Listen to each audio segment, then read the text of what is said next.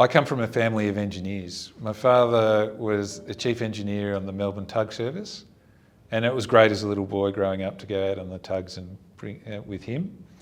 And in his spare time, he set up this business where in the backyard, in the garage, like most businesses start, where he would use machinery to produce farming equipment on contract.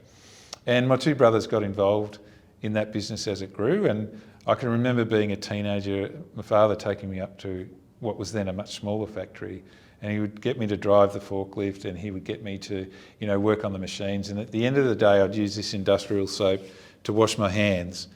And I'd look down at my hands after I'd washed them, and they'd still be dirty after I'd been using soap. And I thought, I am not doing this for my life. And so I went off on a different path to my two brothers. They're still in the business. It's really successful and they're doing really well. And I decided that I really wanted to help people and make permanent positive change in their life. So I ended up in Victoria Police, and I did that for 15 years, and it was great fun.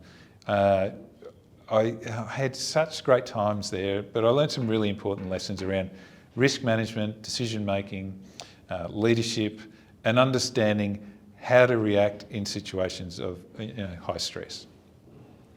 On that journey, I was in a really bad car accident in my second year of work, and I thought, I really love this, but what am I going to do if I can't do this? So I started studying, and I spent the next 15 years in Victoria Police studying both at an undergraduate level and a master's level in human resource management, industrial relations. And from there, I sort of just outgrew the organisation because I wanted to do more and help more people on a systemic level. So I went broadly into public administration, and I was at senior management executive level where I'd restructure or I would help start organisations across the public service, which was great fun.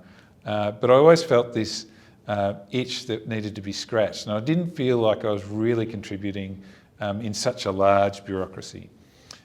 So I went overseas and I studied a senior executive program at Harvard University, which was great fun.